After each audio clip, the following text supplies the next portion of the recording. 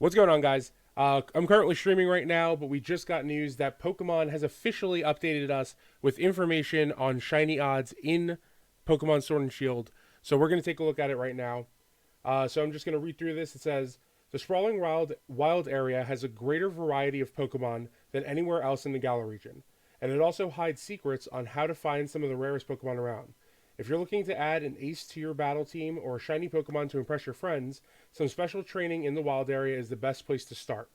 While searching for Pokemon with hidden abilities, high individual strengths, or Gigantamax Factor, or even for a shiny Pokemon, you'll also rack up lots of watts as you defeat brilliant Pokemon and win in max raid battles. So that does seem like it's a increased chance of shinies in max raid battles. Don't forget that you can spend this special currency to purchase useful items like technical records and wishing pieces as you traverse the wild area, so keep an eye out for opportunities as you roam around. Okay. Finding brilliant Pokemon can lead to finding shiny Pokemon. This is confirmation that brilliant auras, or yellow auras as most people call them, do increase your chance of finding a shiny Pokemon. So let's see. Sometimes you may see Pokemon that give off a special aura. These wonderful Pokemon are known as brilliant Pokemon, and you'll find they're typically higher level than the average Pokemon in the area. They'll also know an unusual move such as an egg move, and they'll have the highest possible individual strength for at least 2 or 3 of their stats. So it's not guaranteed 3 max IVs, it's 2 or 3. You'll earn some watts each time you defeat a brilliant Pokemon, with higher level Pokemon rewarding more watts. You can quickly find some excellent Pokemon by encountering as many brilliant Pokemon as you can. As you catch or defeat more and more of the same species, you'll gradually become more likely to find brilliant Pokemon and shiny Pokemon of that species in the future. You don't need to find these Pokemon consecutively, and you can see how many times you've encountered a species by checking your Pokedex. So let's see. At least one brilliant Pokemon may appear. So you can find a brilliant version of a Pokemon without having encountered at least one of those Pokemon. At least 20 brilliant Pokemon have 1.3 times the likelihood of appearing. At least 50 brilliant Pokemon have 1.6 times the likelihood of appearing, and shiny Pokemon have twice the likelihood of appearing. At least 100 brilliant Pokemon are twice as likely, shiny Pokemon 3 times as likely. At least 204 times, at least 305 times, at least 506 times.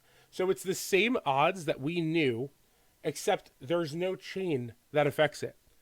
It's just how many you've battled. So this is confirmation that you can run from encounters because you don't need to have a chain. You just have to have 500 Pokemon. So this is going to speed up these... battle chaining is definitely a misnomer now, but it's going to speed up this method considerably. Think brilliant chaining or brilliant... I don't know. We'll have to say what people start calling it. Once you've encountered a species of Pokemon 100 times, you'll max out your chance of finding brilliant Pokemon of that same species at double the original odds. The odds of finding a shiny Pokemon of that species won't max out until a whopping 500 encounters, where you'll have 6 times the normal odds. Those odds are still pretty long, so if you're crazy about shiny Pokemon, it's a good idea to work towards completing your Pokedex and earning a shiny charm. Every time you defeat a Pokemon in the wild, you'll be much more likely than usual to see Pokemon of the same species appear for a short time. If you're a big fan of certain species of Pokemon, it might be a good idea to encounter several each time you walk through the wild area to gradually build up your odds. Plus, since you'll be battling the same species of Pokemon repeatedly, it could also be a great way to earn specific base points for your team. EV training. Fishing for brilliant Pokemon. Oh, so interesting.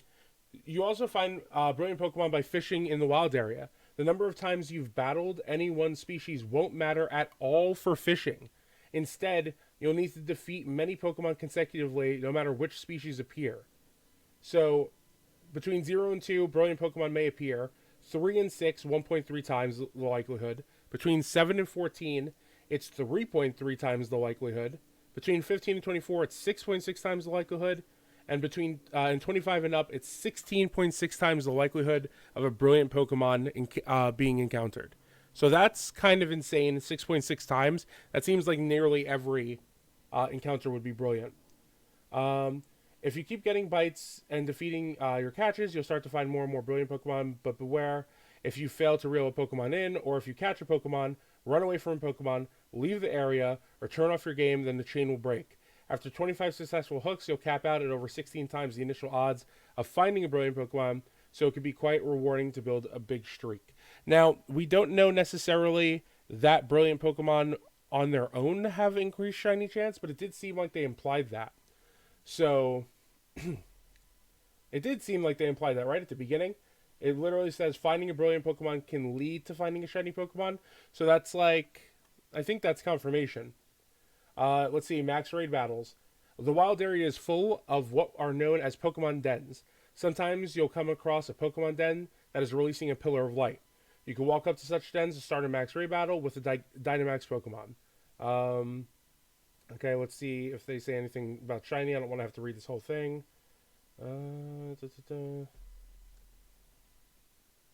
Okay, it doesn't say anything about shinies.